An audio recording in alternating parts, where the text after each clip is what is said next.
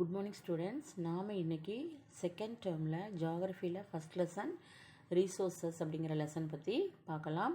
Resources அப்படின்னா வளங்கள் அப்படின்னு அர்த்தம். வளங்கள் அப்படின்னா என்ன அப்படின்னா, அதாவது மனிதனுடைய தேவையை நிறைவு செய்யக்கூடிய எந்த ஒரு பொருளையும் நம்ம வளம் அப்படிங்கிற பெயரில் அழைப்போம். அந்த வளங்கள் பற்றி நம்ம இந்த லெசனில் பார்க்கலாம். லேர்னிங் அப்ஜெக்டிவ்ஸ் பார்த்தோம் அப்படின்னா, to introduce the meaning of resources, அதாவது வளங்கள் அப்படிங்கிறத பற்றி நம்ம இந்த பாடத்தில் தெரிஞ்சுக்குவோம். அதுக்கப்புறம் to familiarise with the different types of resources, அதாவது வளங்களுடைய வகைகள் பற்றி விளக்கமாக தெரிஞ்சுக்குவோம். To understand the need for conservation of resources, அதாவது வளங்களுடைய பாதுகாத்தலுடைய தேவையை பற்றி புரிந்து கொள்வோம். To understand the meaning of economic activities, பொருளாதார செயல்பாடுகள் பற்றியும் இந்த பாடத்தின் வாயிலாக நாம் புரிந்து கொள்வோம். அதுக்கடுத்தது இந்த பாடத்தில் நாம் எதை பற்றியெல்லாம் இன்னும் மேலும் தெரிஞ்சுக்கிறோம் அப்படின்னா, this lesson focuses on the meaning, classification of resources and conservation of resources for sustainable living, அதாவது நிலையான வாழ்வுக்கு வளங்கள் எவ்வளோ முக்கியம், அதனுடைய வகைகள் முக்கியம் அப்படிங்கிறத பற்றியும், நிலையான வாழ்வுக்கு அது பாதுகாத்தலை பற்றி நாம் விளக்குது அப்படின்னு சொல்லிட்டு இந்த பாடத்தின் மூலமாக நாம் தெரிஞ்சுக்குவோம். It also provides an insight to the various economic activities and in particular it deals with the inner relation between the nature and human activities, அதாவது இயற்கைக்கும் மனித செயல்பாட்டுக்கும் இடையே இருக்கக்கூடிய தொடர்பை பற்றி இந்த லெசன் விளக்குது. அது மட்டும் இல்லாமல் பொருளாதார செயல்பாடுகள் அப்படின்னா என்ன அப்படிங்கிறத பற்றி இந்த பாடம் படிக்கிறது மூலம் நாம் தெரிஞ்சுக்க முடியும். அதுக்கடுத்து ஒரு திருக்குறள் கொடுத்துருக்காங்க, என்னன்னு பாருங்கள். கேடரியா கெட்ட இடத்தும் வளங்குன்றா நாடென்ப நாட்டின் தலை, அதாவது திருக்குறள் இந்த குறளின் மூலமாக என்ன சொல்ல வர்றார் அப்படின்னா, எந்த வகையிலும் கெடுதலை அறியாமல் ஒருவேளை கெடுதல் ஏற்பட்டுச்சு அப்படின்னா அதை சீர் செய்யக்கூடிய அளவுக்கு, அதாவது சரி செய்யக்கூடிய அளவுக்கு வளம் குன்றாத நிலையில் இருக்கக்கூடிய நாடு தான் உண்மையிலேயே நாடுகளில் தலை சிறந்த நாடு அப்படின்னு சொல்லிட்டு இந்த திருக்குறள் வாயிலாக நம்மளுக்கு திருவள்ளுவர் குறிப்பிடுகிறார். அடுத்தது நாம் இந்த பாடத்துக்கு போகலாம். அதாவது இந்த பாடத்தில் பார்த்தோம் அப்படின்னா, குழலிக்கும் அவங்களுடைய அம்மாவுக்கும் இடையே நடக்கக்கூடிய கான்வர்சேஷன் தான் உங்களுக்கு லெசனாக வந்திருக்கு. இப்போ நம்ம பாடத்தை பார்க்கலாம். Kuzhali was lying in her bed to see if her father would enter her room. She wanted her report card to be signed. அதாவது இந்த குழலி அப்படிங்கிற பெண் பார்த்தோம் அப்படின்னா, அவங்க அப்பா எப்போ ரூம்குள்ளே வருவார் அப்படின்னு சொல்லிட்டு படுக்கையிலே இருந்துட்டு பார்த்துட்ருக்காங்க. There was no symptom of coming of her father. He jumped out of her bed and ran to her mother in the kitchen. அவங்க அப்பா வருவதற்கான அறிகுறியே தெரியல. அதனால் என்ன பண்ணுது அந்த பொண்ணுனா, கிச்சனுக்கு போயிட்டு அவங்க அம்மாவை பார்க்கலான்ட்டு பெட்டை விட்டு இறங்கி கிச்சனுக்கு போகிறாங்க. குழலி, அம்மா வேர் இஸ் அப்பா, அப்பா எங்கன்னு கேட்குறாங்க அவங்க அம்மா கிட்ட. Today he has over time and he has left early. இன்றைக்கி உங்கள் அப்பாவுக்கு அதிக நேரம் வேலை இருக்குதுன்னு சொன்னதுனால சீக்கிரமாக கிளம்பி போயிட்டாரு அப்படின்னு சொல்லிட்டு சொல்கிறாங்க. Over time, what is that, over டைம்னா என்ன அப்படின்னு சொல்லிட்டு குழலி கேட்குறாங்க. Your father's boss wants him to manufacture a few more solar panels because they have some urgent orders. அதாவது உங்களுடைய அப்பாவோட பாஸ் என்ன சொல்லியிருக்காருன்னா, நிறைய சோலார் பேனல்ஸ் தயாரிக்க வேண்டியிருக்கு, அதனால் சீக்கிரம் வேலை செய்யுங்க அப்படின்னு சொல்லிட்டு சொன்னதுனால அப்பா சீக்கிரமாக காலையில் கிளம்பி போயிட்டாரு அப்படின்னு சொல்லிட்டு சொல்கிறாங்க. குழலி, he should have told me last night. My progress report has to be signed. நேற்று இரவே சொல்லியிருந்தாங்கன்னா நான் இந்த ரிப்போர்ட் கார்டில் நான் சைன் வாங்கியிருப்பேன்ல அப்படின்னு சொல்லிட்டு சொல்கிறாங்க. அதுக்கு அம்மா சொல்கிறாங்க, enough of that, now go have your bath. I will sign your report this time. நீ போய் குளிச்சு முடித்தவொடனே நான் இந்த ரிப்போர்ட் கார்டில் இன்றைக்கி நான் சைன் பண்ணிடுறேன் அப்படின்னு சொல்லிட்டு அம்மா சொல்கிறாங்க. அதுக்கு குழலி, அம்மா தேங்க்யூம்மா, one more question, what does he make the solar panels from. அதாவது இன்னொரு கேள்வி கேட்குறாங்க. இந்த சோலார் பேனல்ஸ்ன்னு சொல்கிறீங்கல்ல, அந்த சோலார் பேனல்ஸு சோலார் பேனல்ஸ்னால் சூரியத்தகடு.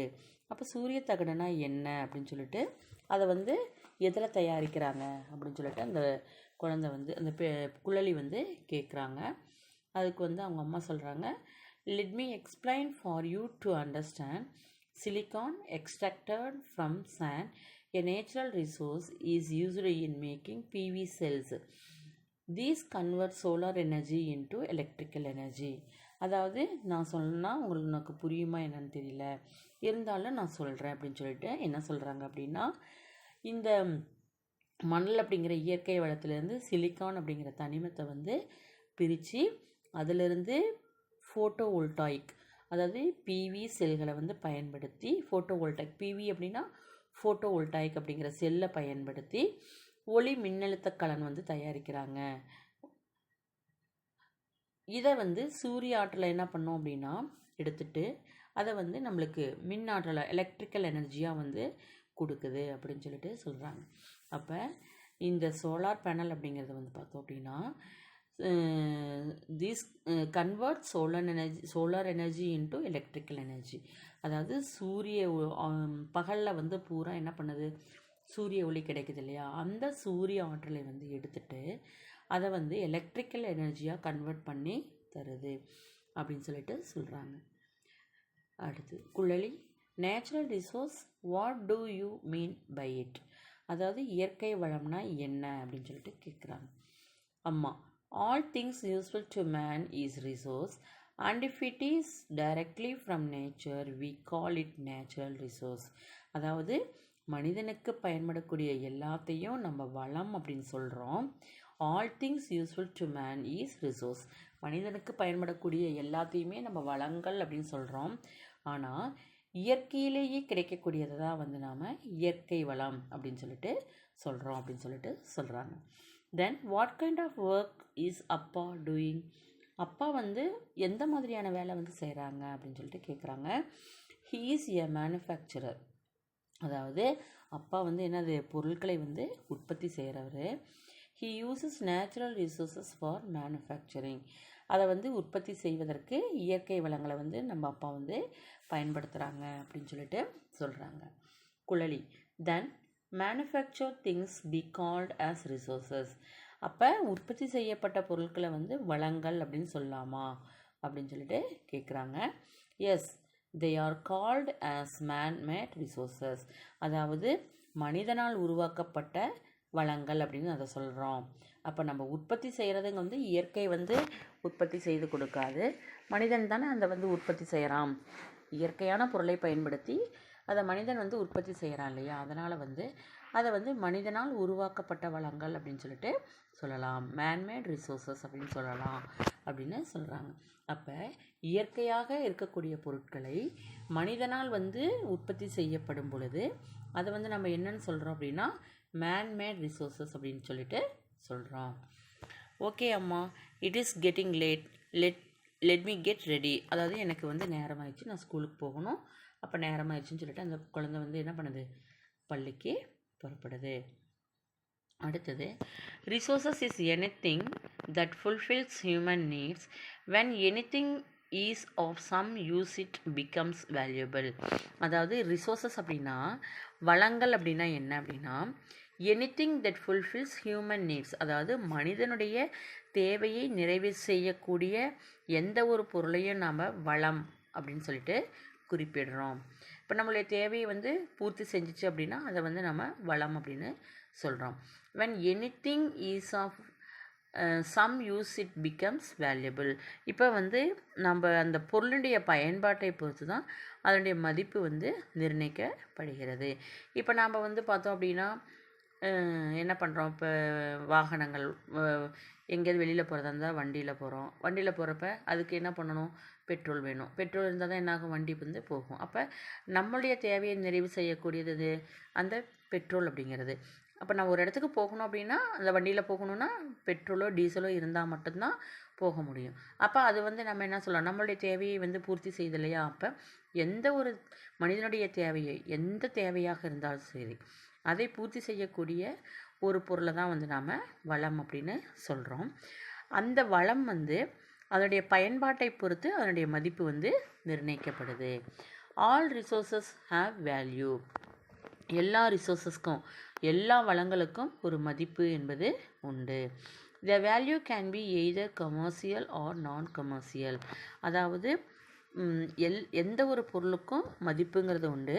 மதிப்பு அப்படிங்கிறது வந்து எனது கமர்ஷியலாக இருக்கலாம் அல்லது நான் கமர்ஷியலாக இருக்கலாம்.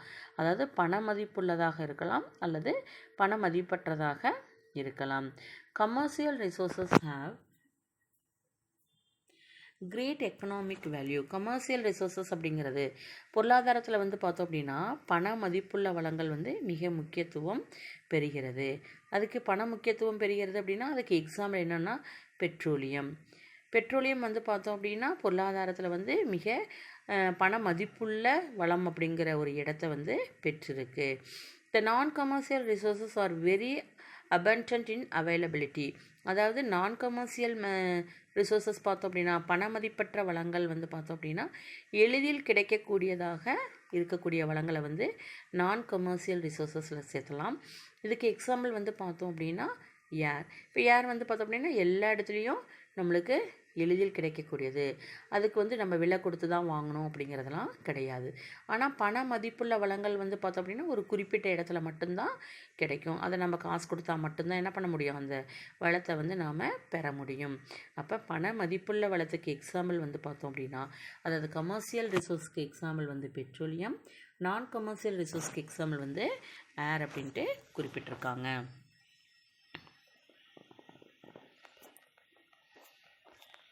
அடுத்தது, anything becomes a resource only when its use is discovered. அதாவது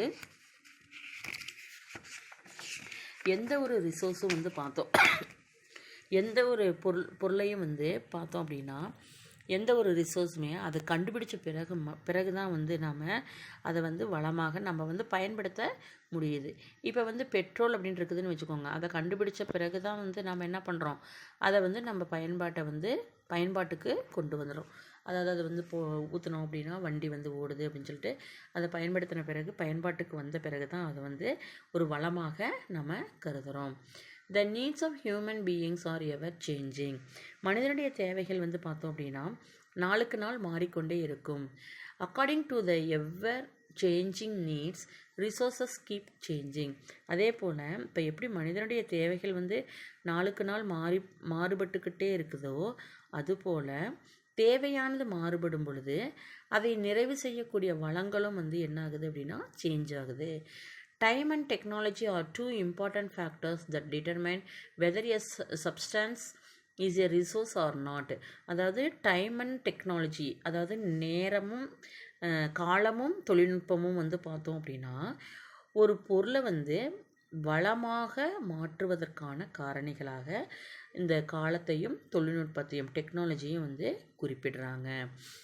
For example, sun's energy to generate electricity was made possible after the invention of solar panels.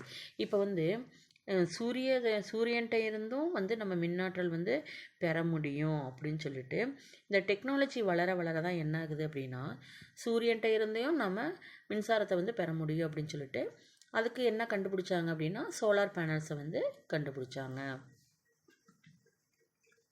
அந்த சூரிய தகடுகள் வந்து கண்டுபிடிச்சதுனால தான் என்னாச்சு, நம்ம சூரியத்திலிருந்து சூரிய ஆற்றலை பெற்று அதை வந்து மின்னாற்றலாக மாற்றி அதை வந்து நம்ம பயன்படுத்திக்கிட்டு இருக்கோம்.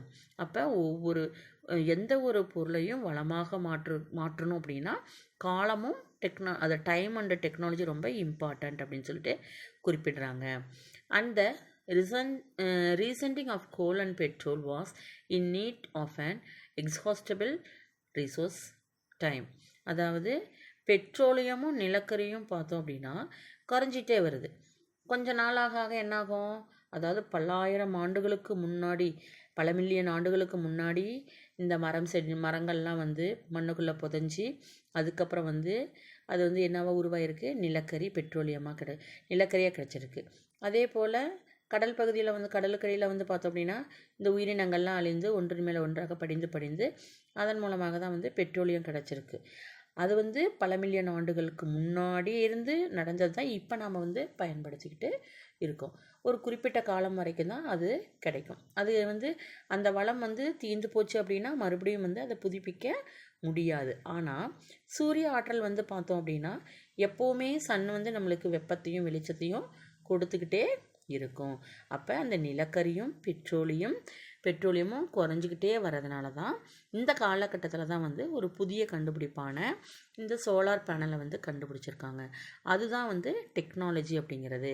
அந்த நிலக்கரியும் பெட்ரோலியமும் குறைந்து கொண்டே வருது வந்து காலத்துக்கு ஏற்ப அது என்ன ஆகும், தீர்ந்து போச்சு அப்படின்னா தீர்ந்து போனது தான். மறுபடியும் நம்மளால் அதை வந்து புதுப்பிக்க முடியாது.